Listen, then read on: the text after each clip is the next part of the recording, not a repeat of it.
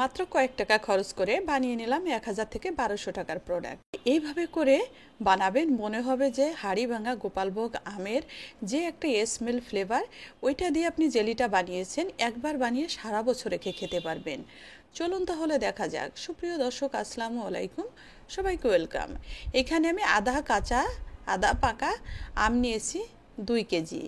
আর 2 KG আম দিয়ে দেখেন কতটা জেলি বানাবো। এইভাবে করে বানিয়ে রেখে দিবেন, সারা বছর রেখে খেতে পারবেন, নষ্ট হবে না। হাতে তৈরি অর্গানিক এবং অনেক বেশি টেস্টি এবং সুস্বাদু। আমগুলো ভালো করে ছুলে একটা গ্রেটার দিয়ে যেইভাবে করে গ্রেট করে নিলাম, একটা পাতিলে বসিয়ে দিলাম। কতটুকু আম হয়, এখানে আমার 5 কাপ হয়ে আরও হাফ কাপ বেশি হয়েছে আম। আর যতটুকু আম ঠিক তার ডাবল পানি দিতে হবে। এখানে আমি 11 কাপ পানি দিয়েছি। খুব ভালো করে নাড়াচাড়া দিয়ে পানির সাথে আমটা মিশিয়ে নিলাম। আর এখানে আমি একদম ছোট দানা যে গ্রেটার আছে আমি দেখিয়ে দিয়েছি, ওই গ্রেটার দিয়ে আমটা গ্রেট করে নিয়েছি।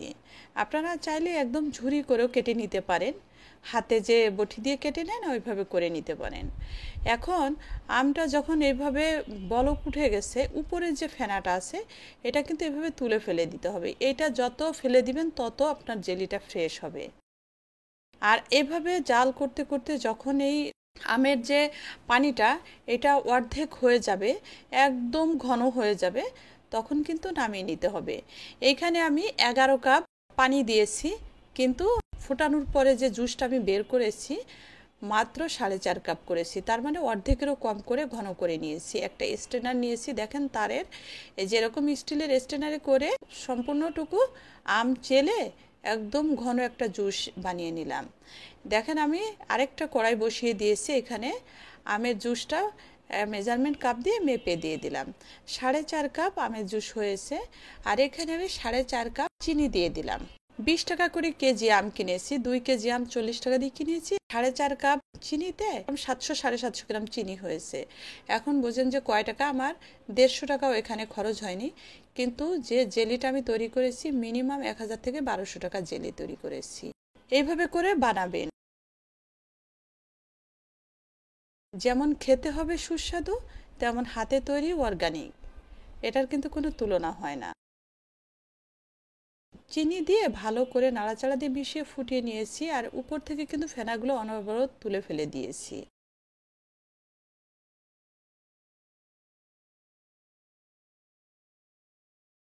এই পর্যায়ে যখন চলে আসছে অ্যাড করে দিলাম ফুড কালার। এখানে আম যেহেতু আধা কাঁচা আধা পাকা, আমি পাকা আমের জেলিটা করব, যার জন্য পাকা আমের যে কালারটা একদম অরেঞ্জ কালার, সেই অরেঞ্জ কালারটা এখানে আমি অ্যাড করেছি 2-3 ফোঁটা মাত্র। এখানে আমি ফোস্টারের ফুড কালারটা অ্যাড করেছি এবং ফুড কালারটা অ্যাড করে খুব ভালো করে মিশিয়ে আরও 7-8 মিনিট রান্না করে নেওয়ার পরে এই পর্যায়ে চলে আসছে। হয়ে আসার 1-2 মিনিট আগে অ্যাড করে দিলাম ম্যাঙ্গো এসেন্স। এটাও আমি ফুডস্টারের ম্যাঙ্গো এসেন্সটা নিয়েছি। ম্যাঙ্গো এসেন্সটা দেওয়াতে এত সুন্দর একটা ফ্লেভার আসছে, মনে হচ্ছে যে একদম সেই গোপালভোগ হাড়িভাঙা আমের যে একটা ফ্লেভার না, অর্গানিক যে ফ্লেভারটা, সেই ফ্লেভারটা আসতেছে। আপনারা যদি চান এটা স্কিপও করতে পারেন। আর একটু দেখার সৌন্দর্যের জন্য, সাথে ফ্লেভারফুল হওয়ার জন্য আমি কিন্তু এই 2টা প্রোডাক্ট ব্যবহার করেছি। আপনারা চাইলে 2টা প্রোডাক্টই স্কিপ করতে পারেন। দেখেন হয়ে গেছে।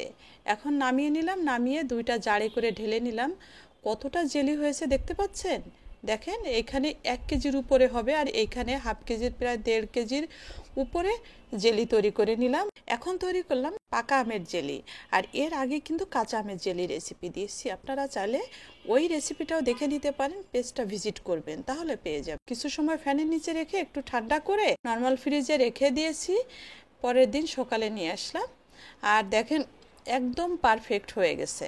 এখন যেটা করব আমি একটু দেখিয়ে দেবো যে এটা কতটা পারফেক্ট হয়েছে। দেখেন একটা ব্রেড নিয়ে এসেছি আর ব্রেডের উপর দিয়ে দিলাম।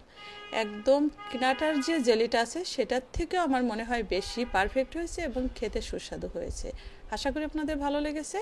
অবশ্যই শেয়ার করে রেখে দিবেন আপনার টাইম লাইনে, এবং আম থাকতে অবশ্যই বাসায় ট্রাই করবেন, তৈরি করে রেখে দিবেন সারা বছরেরটা। এবং যারা নতুন আমার পেজটা কিন্তু ফলো করতে ভুলবেন না। নতুন নতুন রেসিপি পেতে আমার সাথে থাকবেন। সবাই ভালো থাকবেন, সাথে থাকবেন। যারা ইউটিউব থেকে দেখছেন চ্যানেলটা সাবস্ক্রাইব করবেন, একটা লাইক এবং কমেন্টস করবেন, কেমন হলো জানাবেন। সবাইকে অসংখ্য ধন্যবাদ সাথে থেকে দেখার জন্য। আল্লাহ হাফেজ।